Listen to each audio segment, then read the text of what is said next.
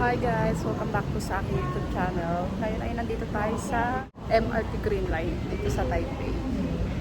At ayun, Sunday ngayon guys. Pupunta uli ako ng OFW Global Center dito sa Taipei. Dahil pangalawang linggo na ng aming training sa dressmaking. So ayun, may kasama ko guys. Ayun, yung asawa ko guys. Nyo kasi siya ng OWA niya tsaka magpaparegister dun sa Comelec. Kaya kasama ko siya ngayon. Anyway guys, bukas yung MECO pag first Sunday at saka third Sunday of the month. Pag pupunta kayo guys. So yun, hinihintay lang namin yung train.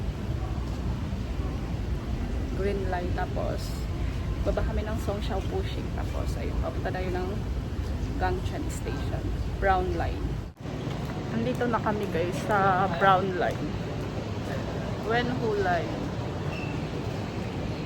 Sasakay na kami. Nandyan na rin yung train sakto. Ito yung Songshan Airport.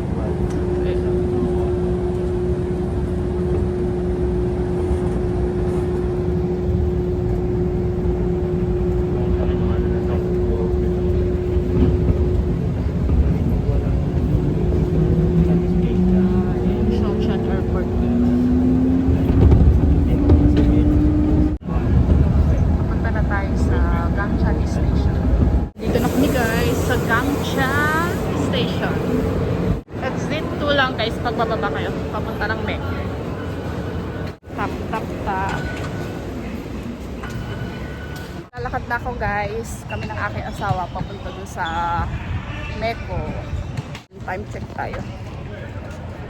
8:21 pa lang. 9 AM mag-start yung aming klase. Waiting lang kami dito guys sa labas ng building ng MECO. Kasi 9 AM pa magbubukas guys. Alas 9 na guys, papasok na kami. Ito kami dito sa OWA.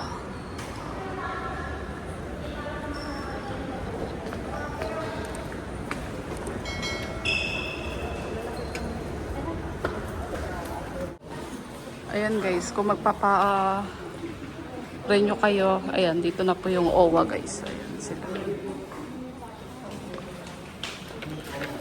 Papasok na ka.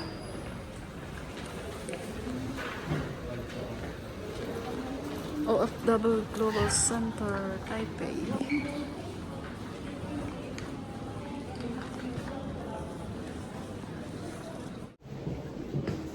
Eh, ito na sila. Good morning, ma'am. Second day namin ng training dressmaking. Ito, gumagawa ako ng pajama pattern. Ito.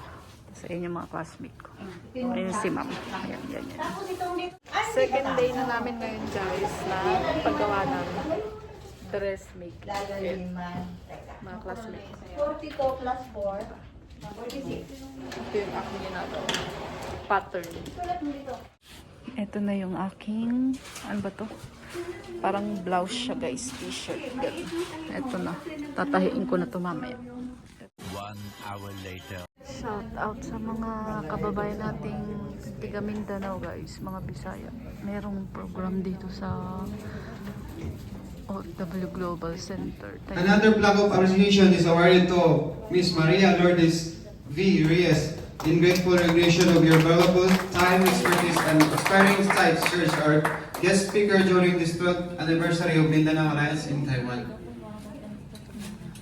Mamaya meron ding kainan. Makikikain tayo dito. Ito pa asawa ko. Kahit hindi tayo Bisaya, makikain tayo dito. So, mamaya tignan natin kung ano yung mga pagkain guys. Kasi mukhang marami silang hinanda nandun. Titignan natin. Congrats po! Ayan. Makikikain na tayo guys. Ayan guys yung pagkain nila. Salamat po sa Mindanao Alliance. May free, may pa-lunch sila.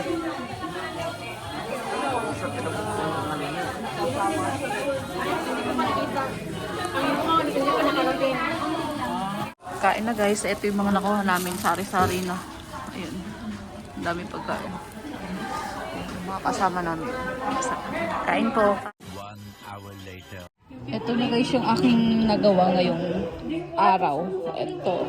Ngayong hapon. Tapos yung kanina yung pattern ng short ay panjama pala. So ito. Ano siya? Damit. Ito. Ayusin ko pa yung ano niyan. Yung garter. May garter na siya. Dito. Garter na dito. So ayun mga pang classmate ko ng panghapon. Kasi uuwi na kami guys. Mauna na kami kasi bibili pa kami ng tela. Bye po. Ma'am, bye-bye. Thank you kay Lord. Nakatapos na naman tayo ng isang araw na training. Umuulan guys. Uuwi na kami. Time check tayo. Maaga kami umuwi ngayon kasi maghapon naman kami guys. Mag-alas 3 pa lang. So yun. Kita-kits na lang ulit tayo sa susunod kong vlog. Bye!